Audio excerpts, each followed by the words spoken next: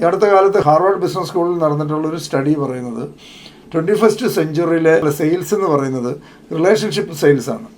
റിലേഷൻഷിപ്പിലൂടെയാണ്. അതുകൊണ്ടാണ് ഈ കമ്പനികളൊക്കെ നമ്മുടെ പല ന്യൂജൻ കമ്പനികളൊക്കെ തന്നെ ഈ അഫിലിയേറ്റ് മാർക്കറ്റിംഗ് സിസ്റ്റം കൊണ്ടുവരുന്നതിൻ്റെ പ്രധാനപ്പെട്ട കാര്യം ഇതാണ്. ഈ അടുത്ത കാലങ്ങളായിട്ട് നടന്നിട്ടുള്ള അവരുടെ ഹാർവാർഡ് ബിസിനസ് സ്കൂളിലെ സ്റ്റഡി റിപ്പോർട്ടാണ്. അതായത് 21st സെഞ്ച്വറിയിൽ ഏറ്റവും കൂടുതൽ സെയിൽസ് നടക്കുന്നത് റിലേഷൻഷിപ്പിലൂടെയാണ്. ഇപ്പോൾ റിലേഷൻഷിപ്പ് കൂടുതൽ എന്തുമാത്രം മെയിൻറ്റെയിൻ ചെയ്യാൻ പറ്റുന്ന ഒരാൾക്കാണ് എപ്പോഴും കൂടുതൽ സെയിൽസ് നടക്കാൻ പറ്റുന്നത്, ഏറ്റവും സാധ്യത ഏറ്റവും കൂടുതലുള്ളത്. 83% സെയിൽസും ക്ലോസ് ചെയ്യപ്പെടുന്നത് റിലേഷൻഷിപ്പിലാണെന്ന് പറയും.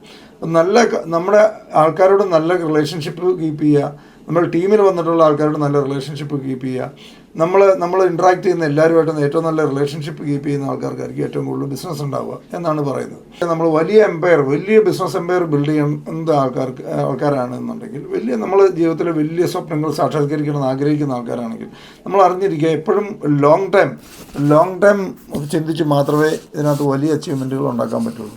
ഒരിക്കലും ബിസിനസ് എംപയർ ബിൽഡ് ചെയ്യുന്നത് ഓവർനൈറ്റ് അല്ല, അതെപ്പോഴും ഓർത്തിരുന്നതാണ്. ബിസിനസ് എംപയറുകൾ ബിൽഡ് ചെയ്യുക എന്ന് പറഞ്ഞു കഴിഞ്ഞാൽ അത് ലോങ് ടൈം ജേർണിയാണ്, ലോങ് ടൈം പ്രോസസ്സാണ്.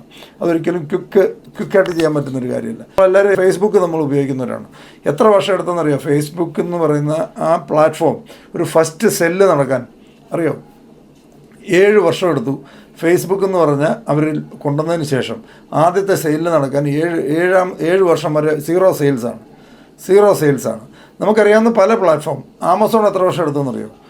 13 വർഷം ഫണ്ട് ചെയ്തുകൊണ്ടിരിക്കുകയായിരുന്നു. ആമസോണിലേക്ക് അങ്ങോട്ട് ഇൻവെസ്റ്റ് ചെയ്തുകൊണ്ടിരിക്കുകയായിരുന്നു. അവർ വേറെ ഇൻവെസ്റ്റേഴ്സിനെ കൊണ്ട് 13 വർഷം ഒരു റിട്ടേണും ഇല്ലാതെ അങ്ങോട്ട് ഇൻവെസ്റ്റ് ചെയ്തുകൊണ്ടിരുന്ന ഒരു പ്ലാറ്റ്ഫോമാണ് ആമസോൺ. നമുക്കെല്ലാവർക്കും ഇന്ന് ആമസോൺ പരിചയമുണ്ട്. നമ്മൾ പല ആൾക്കാരും ഉപയോഗിക്കുന്നതാണ്, പല ആൾക്കാരും ഇത് എല്ലാ ദിവസവും ഉപയോഗിക്കുന്നുണ്ട്. പക്ഷേ ഇതിൻ്റെ പുറകിലെടുത്തിട്ടുള്ള പെയിൻ നമുക്ക് പല ആൾക്കാർക്കും അറിയില്ല. ഇതൊന്നും ഈസി ആയിട്ടുള്ള 15 വർഷം എടുത്ത് ആമസോൺ ഒന്ന് പ്രോപ്പറായിട്ട് സ്റ്റാർട്ട് ചെയ്യാനുണ്ട്. 13 വർഷം അങ്ങോട്ട് ഇൻവെസ്റ്റ് ചെയ്തുകൊണ്ടിരുന്നൊരു പ്ലാറ്റ്ഫോമാണ്. ആപ്പിൾ എത്ര വർഷം എടുത്തെന്നറിയോ? ആപ്പിൾ 30 years, 30 വർഷം എടുത്ത് ആപ്പിൾ നമ്മളിപ്പോൾ എല്ലാവരും ഐഫോൺ ഉപയോഗിക്കുന്ന ധാരാളം ആൾക്കാരുണ്ട്. അവർ 30 വർഷം വെയിറ്റ് ചെയ്ത് ആപ്പിൾ എന്ന് പറഞ്ഞ ബ്രാൻഡ് ബിൽഡ് ചെയ്യാൻ വേണ്ടി. അപ്പോൾ ഇതുപോലെ തന്നെ ഡെൽ എത്ര വർഷം എടുത്തെന്നറിയോ? 40 വർഷം, 40 years എടുത്തു ഡെൽ എസ്റ്റാബ്ലിഷ് ചെയ്യാനായിട്ട്, അവർ പ്രോപ്പറായിട്ട് ഫങ്ഷൻ ചെയ്യാനായിട്ട്. Microsoft 40 years.